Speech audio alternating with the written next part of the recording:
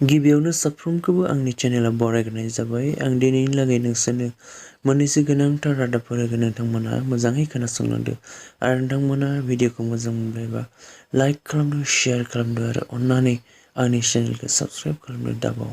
दानिया निउसखौ नायलांदो। मैया आसाम आरो मेघालया बर्डाराव मोनसे जाथाय जायो आरो बे जाथायाव फायरिं होनायनि जाहोनाव गासै 10 सुबुंफोरा जिउ गोमायो होननानै रादाब मोननाय जादों।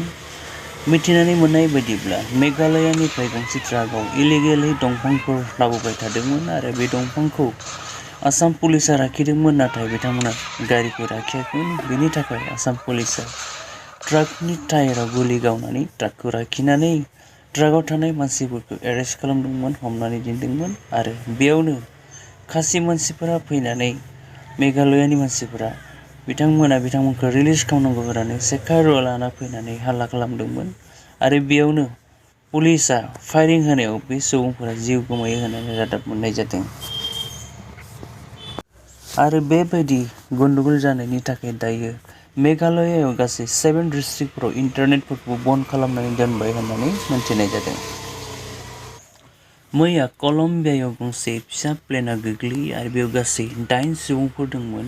गासैबो सुबुंफोरा थैजोब्बाय होननानै रादाब मोननाय जादों आरो बे प्लेनआ इन्जिन फेलियर जानायनि थाखाय बेबायदि गोग्लैदों होननानै बुंदों आरो बे प्लेनआ न'नि सायाव गोग्लैदोंमोन आरो बे प्लेननि गोग्लैनायजों गासै 6 न'फोरा बायफ्लेजोबदों आरो गासै 7 न'फोरा डेमेज जादों होननानै रादाब मोननाय जादों।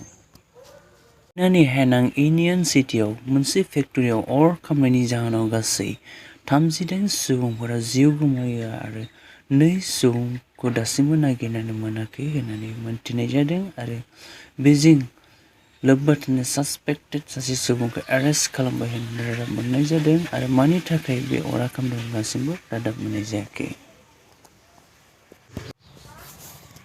सासे 22 इयार्सनि फिसाजोखौ बिफायानो गावथारनानै सुटकेस सिङाव सोनानै हरनाय जाथाया दाखालि जादोंमोन आरो बियो दिल्लीनिफ्राय उत्तर प्रदेशसिम सुटकेसआव सोनानै ट्रेनाव दैथायहरदोंमोन आरो बे हिन्जावसानि मुङा आयुषी चौधुरीमोन आरो बिफानि मुङा नितेश यादवमोन।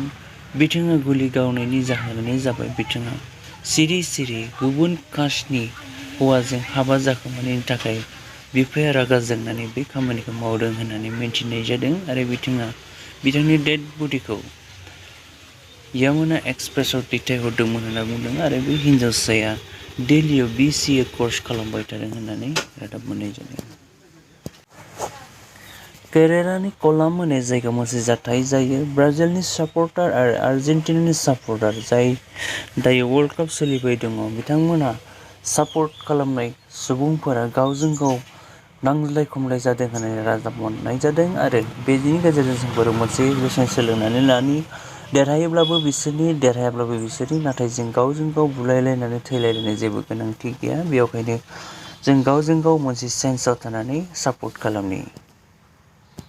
देग्लायनि वर्ल्ड काप फुटबल बादायलायनायखौ जोंफोर जिअ सिनेमा एप्सनि गेजेरजों फ्रियैनो जों नायनो हायो। जेबो कारेन्टनि दिगदार गैयि आरो जेबो प्रब्लेम गैयि बिथांमोना बे सुबिदाखौ खालामनानै होदों, नाथाय बे एप्सआव गोबां स्ल' जानायनि थाखाय मानसिफोरा 1 मिनिटबो मोजाङै नायनो हायाखै होननानै कमप्लेन होदों आरो बेनि सायाव दा जिअ कम्पानिया खामानि मावगासिनो दङ आरो थाबैनो मोजाङैनो नायनो हागोन होननानै बिथांमोना बुंदों।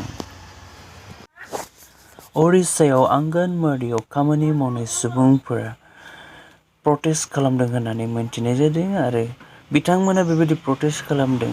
गासै हेल्पारफोरा बेयाव 9,000 दरमाहा मोननांगौ आरो बेयाव खामानि मावनाय जायफोरा बिथांमोना गासै 18,000 पार मान्थ मोननांगौ होननानै बिथांमोना दाबि खालामदों आरो बिथांमोननि थाखाय पेन्सनबो मोननांगौ होननानै बिथांमोना दाबि खालामदों आरो दा उरिष्यायाव बिथांमोना गासै 60,000 आंगनवाड़ी सेन्टारफोरखौ बन्द खालामबाय होननानै रादाब मोननाय जादों।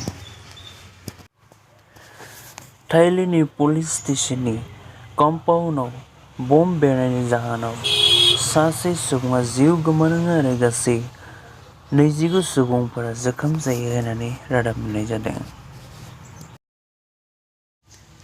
दिनैनि रादाबा एसेनोसै साफ्रोमबो आंनि भिडिअखौ फार्स्टनिफ्राय जोबनायसिमहालागै नायनायनि थाखाय गोजोन्थों आरो भिडिअखौ मोजां मोनब्लायबा अन्नानै लाइक आरो शेयार आरो अन्नानै साबस्क्राइब खालामदो गोजोन्थों।